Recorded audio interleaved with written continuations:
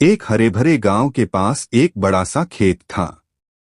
उस खेत में कई जानवर रहते थे। गाय, बकरी, गधा, मुर्गी और भेड़।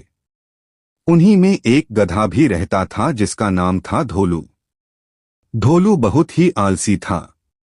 उसे काम करना बिल्कुल पसंद नहीं था।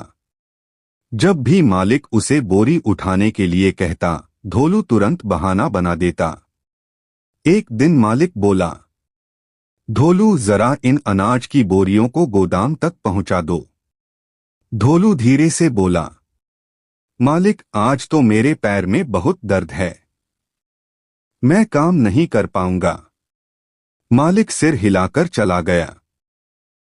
उसी खेत में एक चालाक बकरी भी रहती थी जिसका नाम था चंपा। चंपा बहुत समझदार और मेहनती थी। उसने कई दिनों से देखा कि धोलू हमेशा काम से बचता है। एक दिन चंपा धोलू के पास आई और बोली, धोलू भाई, तुम हमेशा काम से क्यों भागते हो? धोलू आलस से बोला, काम करने से क्या फायदा, आराम करना ही सबसे अच्छा है। बकरी मुस्कुराकर बोली, लेकिन अगर मालिक नाराज हो गए तो?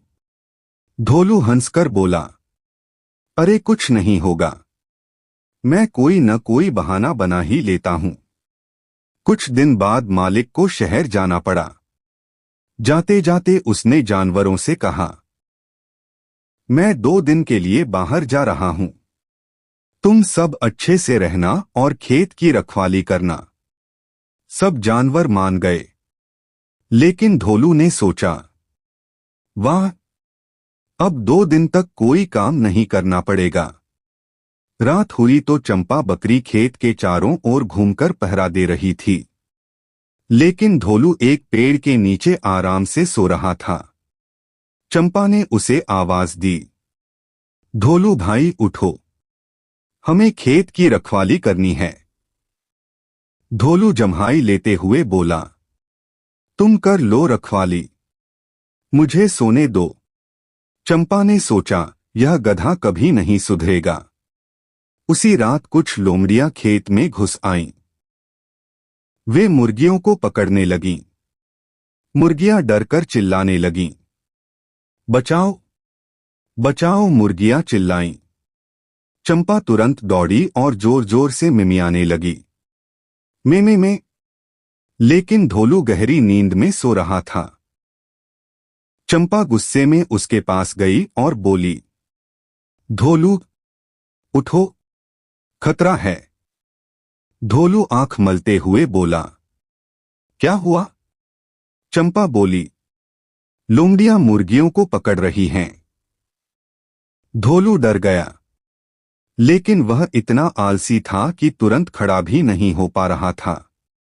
चंपा ने जल्दी से एक योजना बनाई। वह धोलू से बोली, अगर तुम मेरी बात मानो तो हम सबको बचा सकते हैं। धोलू बोला, ठीक है, जल्दी बताओ क्या करना है। चंपा बोली, तुम जोर जोर से ढेंचू ढेंचू करके चिल्लाओ ताकि लोमड़ियां डर जाएं।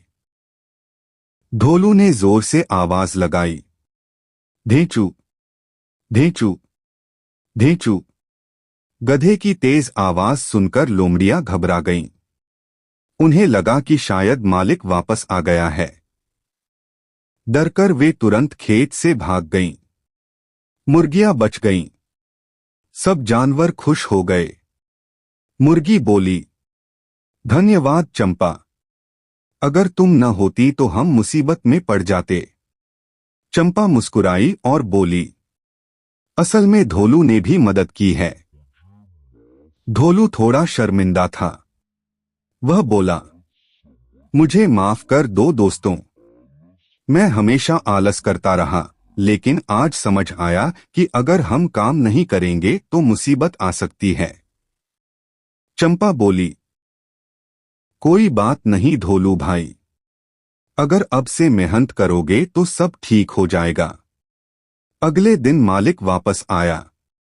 उसने देखा कि सब जानवर सुरक्षित हैं और खेत भी ठीक है। मालिक ने पूछा, सब ठीक तो है? मुर्गी बोली, कल रात लोमड़ियां आई थीं, लेकिन चंपा और धोलू ने हमें बचा लिया। मालिक खुश होकर बोला, बहुत अच्छा, तुम सबने मिलकर काम किया। उस दिन के बाद धोलू ने आलस छोड़ दिया। अब वह मेहनत से काम करने लगा और सब जानवरों की मदद भी करता था। चंपा बकरी मुस्कुराकर सोचती, कभी कभी सही समय पर मिली सीख इंसान या जानवर दोनों की जिंदगी बदल देती है। सीख, आलस हमें कमजोर बनाता है, लेकिन मेहनत और समझदारी हमें मजबूत बनाती।